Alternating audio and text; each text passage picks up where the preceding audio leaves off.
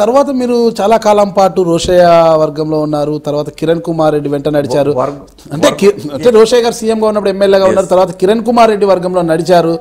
అప్పుడప్పుడు కూడా జగన్ గారి మీద చెలోక్తులు కూడా విసురుతుండేవారు మీరు కిరణ్ వర్గంలో ఉన్నప్పుడు. అంటే ఎందుకు జగన్ గారితో నడవలేకపోయారు? కిరణ్ కాదని ఎందుకు రాలేకపోయారు జగన్ గారితో ఆనాడే?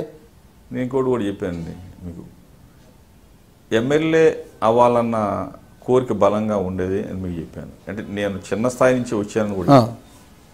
పెడన్ నియోజకవర్గ ప్రజలు నన్ను గెలిపించిన పరిస్థితుల్లో ఆ నియోజకవర్గానికి ఏదైనా మేలు చేయాలి, ఆ రోజునున్న పరిస్థితుల్లో ఏదైనా సరే ఆ నియోజకవర్గానికి నిధులు తీసుకెళ్ళాలి, నిధుల వరద కురిపించాలి, నియోజకవర్గానికి అభివృద్ధి చేయాలి అని చెప్పి ఆ ఆలోచనతోనే రోషయ్య గారు పెద్దగా నాకేమీ అంటే ఆ ఒడిదుడుకుల మధ్య డబ్బులు నిధులు ఇవ్వలేకపోయినా కిరణ్ కుమార్ రెడ్డి గారి హయాంలో కానీ లేకపోతే ఇవన్నీ కూడా ఎక్కువ శాంక్షన్స్, రోడ్లు కానివ్వండి, మీకు చెప్పిన వాటర్ స్కీమ్స్ కానీ ఇవన్నీ కూడా తీసుకెళ్ళడం జరిగింది.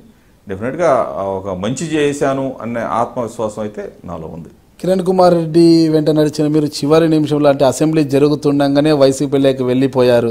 అంటే ఆనాడు ఉన్న ఫలంగా ఎందుకు దారి అంటే రాష్ట్ర విభజన జరిగితే ఇక కాంగ్రెస్ పార్టీకి పుట్టగతులు ఉండవని గ్రహించారా, లేక వైఎస్ జగన్ మీద నిజంగా అభిమానంతో వెళ్ళారా? అసలు జోగి రమేష్ అంటేనే రాజశేఖర రెడ్డి గారి మనిషి అనేది అందరికన్నా ఇదే. ఏ క్షణాన అంటే జగన్మోహన్ రెడ్డి గారు వెంట నడుస్తాడు, ఏ క్షణాన వెళ్తాడు అనేది ఎప్పుడో ఏదో క్షణాన ఆయన వెళ్లాల్సిందే అనేది ఉన్న ఇదే కొత్తగా వచ్చిందేం కాదు. కొన్ని కారణాలు, నియోజకవర్గాన్ని అభివృద్ధి చేయాలి, కొన్ని ఫండ్స్ తీసుకెళ్లాలనే క్రమంలో ఆ బాధ్యతను కూడా నెరవేర్చుకున్నాననే నా సంతృప్తి.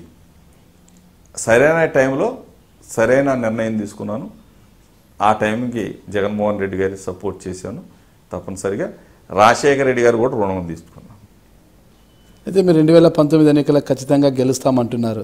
ఓకే, గెలుస్తామన్న ధీమా, భరోసా, ఆత్మవిశ్వాసం ప్రతి ఒక్కరిలో ఉండడం సహజమే. అది ఎవరికి కూడా అసలు ప్రజాబలం లేని వాళ్ళు కూడా చెప్తుంటారు అన్నమాట, మేము గెలుస్తాం ఖచ్చితంగా అనేసి. ఇప్పుడు కదా కడప జిల్లాలో పేర్ల పార్థసారథి పదే నేను జగన్ మీద గెలుస్తా అంటుంటాడు అనమాట. అంటే కొండను ఢీ కొట్టడం అంటుంటారు అనమాట. అంటే అదే కోవలో మీరు కూడా మీకు బలం ఉంది, 6,500 ఓట్ల తేడానే కాబట్టి మీరు ఒకసారి రుజువు చేసుకున్నారు, నేను నా ఓటమి అంచుల వరకు వచ్చారు కూడా. అయితే 2019 ఎన్నికల్లో గెలుస్తామని ధీమా వ్యక్తం చేస్తుండడంలో తప్పులేదు.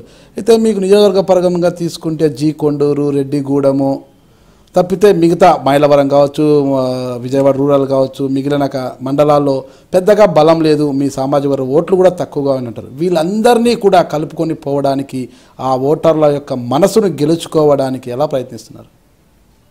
డెఫినెట్గా అండి, అంటే కొన్ని మండలాల్లో ఈపాటికి అన్ని మండలాల్లో రెడ్డిగూడెం కానీ, మైలవరం కానీ, జీ కొండూరు కానీ, ఇబ్రహీంపట్నం స్ట్రాంగ్ ఇది చేస్తా ఉన్నాం. గడప గడపకి తిరుగుతా. కొంచెం రూరల్ మండలం మీద నేను గొల్లపూడి మీద కాన్సన్ట్రేట్ చేయాల్సి ఉంది. మా నాయకుడు అక్కడ రఘురామ్ గారు కూడా ఉన్నారు. తప్పనిసరిగా మొన్న చాలా తక్కువ తేడాతోనే ఇదేం కాబట్టి కొన్ని సామాజిక వర్గాలు మీరు కూడా చెప్పారు. ఈ సామాజిక అంటే తెలుగుదేశం పార్టీకి బలంగా ఉన్న సామాజిక వర్గాలు కూడా ఈ రోజున వాళ్ళు కూడా చాలా బాధపడుతూ ఉన్నారు. ఈరోజు మోడీ గారి ఇంపాక్ట్ అవ్వచ్చు, చంద్రబాబు నాయుడు గారి మోడీ గారికి సపోర్ట్ చేసే విధానం అవ్వచ్చు, ఆ వర్గాలన్నీ కూడా ఎందుకు మన విలువ తగ్గిపోయింది, మన ఆస్తుల విలువ కూడా తగ్గిపోయింది. ఈ రోజున 10 కోట్లు ఉంది అని చెప్పేసి గుండెల మీద ధైర్యంగా చెప్పుకునే వ్యక్తి, అతని విలువ 5 కోట్లకు పడిపోయింది, ఆ కుటుంబ ఆస్తి విలువ. ఆ 5 కోట్లలో కూడా 1 కోటి రూపాయలు 50 లక్షలు అప్పు కావాలంటే ఇచ్చేవాడు ఎవరు లేడు. ఏంటి ఈ పరిస్థితులు వచ్చినాయని కొన్ని వర్గాలన్నీ కూడా ఆలోచనలు పడుతూ ఉన్నారు.